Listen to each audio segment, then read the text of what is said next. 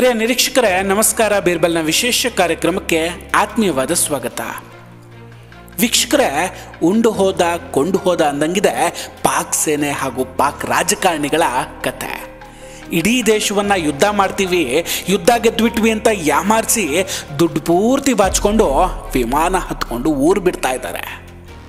ಪಾಕಿಸ್ತಾನ ತನ್ನ ಪರಮಾಣು ಆಸ್ತಿಗಳನ್ನು ಇರಾನ್ಗೆ ಮಾರಾಟ ಮಾಡೋಕೆ ಹೊರಟಿದೆ. ಹಾಗಾದರೆ ಶಹಬಾಜ್ ಶರೀಫ್ ಹಾಗೂ ಫೀಲ್ಡ್ ಮಾರ್ಷಲ್ ಆಸಿಮ್ ಮುನೀರ್ ಇಬ್ಬರು ಕೂಡ ಎಲ್ಲಿಗೆ ಓಡೋದ್ರು, ಏನಾಗ್ತಿದೆ ಪಾಕ್ನಲ್ಲಿ, ಇದೆಲ್ಲರ ಬಗ್ಗೆ ಡಿಟೇಲ್ ಆಗಿ ಮಾತಾಡೋಣ. ಪಾಕಿಸ್ತಾನ ತುಂಬ ಟ್ರೈ ಮಾಡ್ತು ಪಾಕಿಸ್ತಾನದ ಪರವಾಗಿ ಇರಾನ್ ಬೆಂಬಲ ಕೊಡಲಿ ಅಂತ, ಭಾರತದ ವಿರುದ್ಧವಾಗಿ ನಿಂತ್ಕೊಳ್ಳಿ ಅಂತ. ಆದರೆ ಪಾಪ ಇರಾನ್ ಇವರಿಗೆ ಸರಿಯಾಗಿಯೇ ಕಪಾಲ ಮೋಕ್ಷ ಮಾಡಿ ಕಳಿಸ್ತು.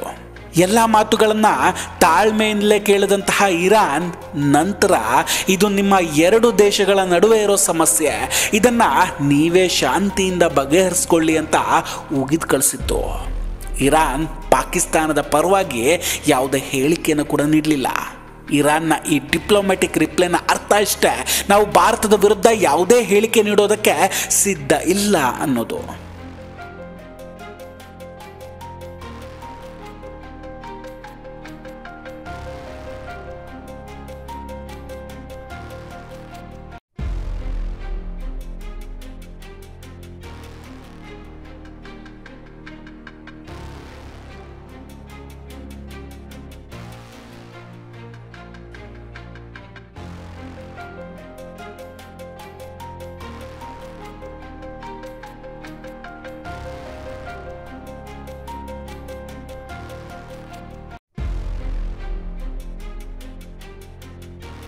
ಈಗ ಪ್ರಶ್ನೆ ಏನಂದರೆ, ಶಹಬಾಜ್ ಶರೀಫ್ ಮತ್ತು ಮುನೀರ್ ಈ ಇಬ್ಬರು ಕೂಡ ಇರಾನ್ಗೆ ಹೋಗಿದ್ದಾದರೂ ಯಾಕೆ? ಆ್ಯಕ್ಚುಲಿ ಅವ್ರು ಹೋಗಿದ್ದು ನ್ಯೂಕ್ಲಿಯರ್ ಪ್ರೋಗ್ರಾಮ್ನ ಬ್ಲೂ ಪ್ರಿಂಟನ್ನು ಹಾಗೂ ಯುರೇನಿಯಂನನ್ನು ಮಾರಾಟ ಮಾಡೋದಕ್ಕೆ, ಇರಾನ್ಗೆ ಇದರ ಆಫರನ್ನು ಕೊಡೋದಕ್ಕೆ. ಆದರೆ ವಿಷಯ ಏನಂದರೆ, ನ್ಯೂಕ್ಲಿಯರ್ ಡೆವಲಪ್ಮೆಂಟ್ನ ಕನ್ಸರ್ನಲ್ಲಿ ಇರಾನ್ ಪಾಕಿಸ್ತಾನದ ಮೇಲೆ ಯಾವುದೇ ರೀತಿಯ ಇಂಟ್ರೆಸ್ಟನ್ನು ಕೂಡ ಇಟ್ಕೊಂಡಿಲ್ಲ. ಇದೇ ಉದ್ದೇಶದಿಂದ ಈ ಇಬ್ಬರ ಇರಾನ್ ಭೇಟಿ ವರ್ಕೌಟ್ ಆಗಲೇ ಇಲ್ಲ. ಪಾಕಿಸ್ತಾನ ತುಂಬ ಡ್ರಾಮಾ ಮಾಡ್ತಾ ಇದೆ, ಅದು ಇಡೀ ಪ್ರಪಂಚಕ್ಕೂ ಗೊತ್ತಿದೆ. ಈವನ್ ಈಗಲೂ ಕೂಡ ಮಸಲತ್ತುಗಳನ್ನು ನಡೆಸ್ತಾನೆ ಇದೆ. ನೀವು ಈ ದಾಶ್ ಬಗ್ಗೆ ಕೇಳಿದ್ದೀರಾ? 2015 ಜನವರಿ 26ಕ್ಕೆ ಇದನ್ನು ಸ್ಥಾಪಿಸಲಾಯಿತು. ಇದು ತೆಹರಿಕ್ ತಾಲಿಬಾನ್ ಪಾಕಿಸ್ತಾನದಿಂದ ವಿಭಜನೆ ಆಗಿತ್ತು. ಇದರ ಹೆಡ್ ಕ್ವಾರ್ಟರ್ಸ್ ಏನಿದೆ ಇದು ಆಫ್ಘಾನಿಸ್ತಾನದಲ್ಲಿದೆ. ಪಾಕಿಸ್ತಾನ, ಆಫ್ಘಾನಿಸ್ತಾನ ಮತ್ತು ತಜಿಕಿಸ್ತಾನದಲ್ಲಿ ಇದು ಆಕ್ಟಿವ್ ಆಗಿದೆ. ಇದರ ವಿರುದ್ಧ ಹೋರಾಡ್ತಾ ಇರೋರಲ್ಲಿ ತೆಹರಿಕ್ ತಾಲಿಬಾನ್ ಪಾಕಿಸ್ತಾನ ಅಂದರೆ TTP ಕೂಡ ಒಂದು. ಈ ದಾಶ್ ಏನಿದೆ ಪಾಕಿಸ್ತಾನದ ಮತ್ತೊಂದು ಭಯೋತ್ಪಾದಕ ಸಂಘಟನೆ ಕೂಡ ಹೌದು. ಇದು ಟರ್ಕಿಯಲ್ಲಿ ಸಿರಿಯಾ ವಿರುದ್ಧ ಕೆಲಸವನ್ನು ಮಾಡುತ್ತೆ, ಕುರ್ದೋಗಳ ವಿರುದ್ಧ. ಈಗ ಇದನ್ನು ಬಲೂಚಿಸ್ತಾನಕ್ಕೆ ಪಾಕ್ ಕರೆಸ್ಕೊಳ್ತಾ ಇದೆ. ಅಂದರೆ ಬಲೂಚಿಸ್ತಾನಿ ಹೋರಾಟವನ್ನು ಹತ್ತಿಕ್ಕೋದಕ್ಕೆ, ಅಲ್ಲಿನ ಹೋರಾಟಗಾರರನ್ನ ಮಟ್ಟ ಹಾಕೋದಕ್ಕೆ ಪಾಕಿಸ್ತಾನ ಭಯೋತ್ಪಾದಕರನ್ನು ಕರೆಸೋ ಸ್ಥಿತಿ ಬಂದಿದೆ. ಎಂಥ ದರಿದ್ರ ದೇಶ ನೋಡಿ. ನಮ್ಮದು ಬಲಿಷ್ಠ ಸೇನೆ ಅಂತಾರೆ, ಭಾರತದ ವಿರುದ್ಧ ಯುದ್ಧ ಗೆದ್ವಿ ಅಂತಾರೆ, ಆಸಿಮ್ ಮುನೀರ್ಗೆ ಫೀಲ್ಡ್ ಮಾರ್ಷಲ್ ಆಗಿ ಪ್ರಮೋಷನ್ ಕೂಡ ಮಾಡ್ತಾರೆ, ಪರಮಾಣು ಶಕ್ತಿ ಬೇರೆ ಇದೆ ಅಂತ ಹೇಳ್ಕೊಳ್ತಾರೆ. ಇಷ್ಟು ಬಲಿಷ್ಠ ಇದ್ದೀವಿ ಅಂತ ಹೇಳ್ಕೊಳ್ಳೋ ದೇಶ ತನ್ನ ದೇಶದೊಳಗಿನ ದಂಗೆ ನಿಲ್ಲಿಸೋದಕ್ಕೆ ಭಯೋತ್ಪಾದಕರನ್ನು ಕರೆಸ್ಕೊಂಡು ಬರೋದಕ್ಕೆ ಹೊರಟಿದೆ ಅಂದರೆ ಲೆಕ್ಕ ಹಾಕಿ ಈ ದೇಶದ ಗತಿ ಎಲ್ಲಿವರೆಗೂ ಬಂದಿದೆ ಅಂತ. ದಾಸ್ ಇಲ್ಲಿ ಒಂದು ಹೇಳಿಕೆಯನ್ನು ನೀಡಿದೆ. ನಾವು ಬಲೂಚಿಸ್ತಾನದಲ್ಲಿ ಸ್ವತಂತ್ರಕ್ಕಾಗಿ ಹೋರಾಟ ಮಾಡ್ತಿರೋರ ಮತ್ತು BYC ಮಹರಂಗ್ ಬಲೂಚ್ ಇವರ ವಿರುದ್ಧ ಅಟ್ಯಾಕನ್ನು ಮಾಡ್ತೀವಿ ಅಂತ. ಯಾಕಂದರೆ ಇವರು ಇಸ್ಲಾಂನ ಚೌಕಟ್ಟಿನಿಂದ ಹೊರಗಿದ್ದಾರೆ ಅಂತ. ಇದು ತುಂಬ ತಲೆನೋವಿನ ವಿಷಯ. ಪಾಕಿಸ್ತಾನ ಆರ್ಮಿ ಬಲೂಚಿಸ್ತಾನದಲ್ಲಿ ತನ್ನ ಪ್ರಾಕ್ಸಿಗಳನ್ನು ಬಳಸ್ತಾ ಇದೆ. ಬಲೂಚ್ನಲ್ಲಿ ರಕ್ತಪಾತ ಮಾಡೋದಕ್ಕೆ ತಯಾರಿ ನಡೆಸ್ತಾ ಇದೆ. ಇದೇ ರೀತಿಯಲ್ಲಿ POK ಮೂಲಕ ಟ್ರೈನ್ಡ್ ದಾಶ್ಗಳನ್ನು ಭಾರತಕ್ಕೆ ಕೂಡ ಕಳಿಸೋ ಪ್ಲಾನನ್ನು ಮಾಡಿಕೊಂಡಿದೆ. ಈ ರೀತಿ ಭಯೋತ್ಪಾದಕರನ್ನು ಟ್ರೈನ್ ಮಾಡಿ ಬೆಳೆಸ್ತಾ ಇರೋ ಪಾಕಿಸ್ತಾನ ಇವತ್ತು ಶಾಂತಿಯ ಮಾತುಕತೆಯನ್ನು ಯಾರ ಹತ್ರ ಮಾಡ್ತಾ ಇದೆ? ಪ್ರಪಂಚ ಏನು ಕುರುಡು ಅಂದ್ಕೊಂಡಿದೆಯಾ? ಇದೇ ಕಾರಣಕ್ಕೆ ಪಾಕಿಸ್ತಾನಕ್ಕೆ ಇವತ್ತು ಯಾರು ಸಪೋರ್ಟ್ ಮಾಡ್ತಾ ಇಲ್ಲ. ಆದರೂ ಪಾಕ್ ಹೇಳುತ್ತೆ ಭಾರತದೊಂದಿಗೆ ಶಾಂತಿ ಮಾತುಕತೆ ಮಾಡೋದಕ್ಕೆ ಟ್ರೈ ಮಾಡ್ತಾ ಇದ್ದೀವಿ ಅಂತ. ಅದು ಕೂಡ ನೀರಿಗಾಗಿ ಅನ್ನೋದು ಗೊತ್ತಿಲ್ವೇ. Committed plebiscite in Jammu and Kashmir. We are ready to talk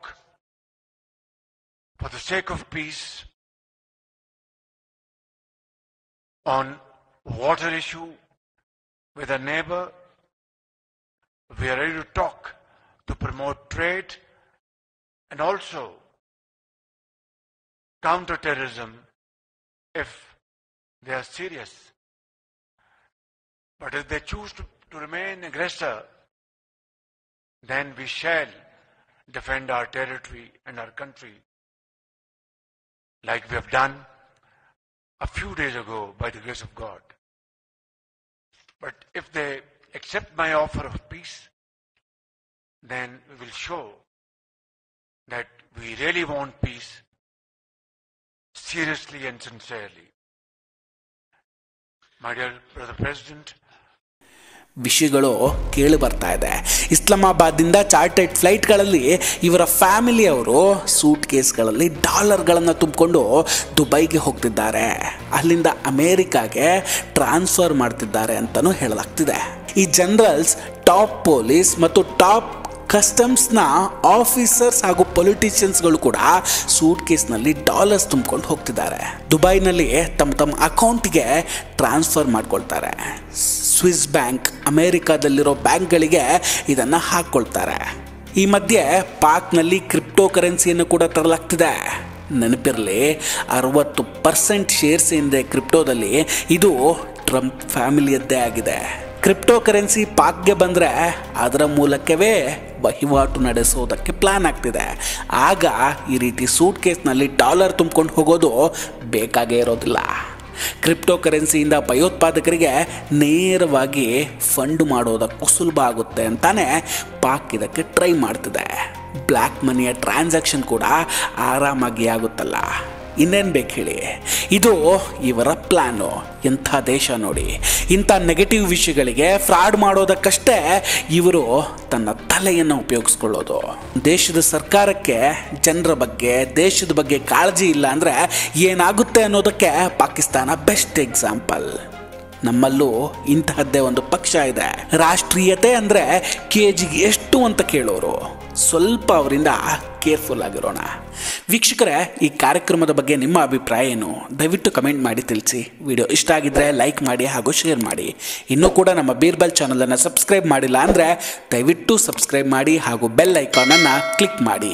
ನಮಸ್ಕಾರ, ಟೇಕ್ ಕೇರ್ ಆ್ಯಂಡ್ ಬಾಯ್ ಬಾಯ್. ಮತ್ತೆ ಭೇಟಿಯಾಗೋಣ. ಜೈ ಹಿಂದ್.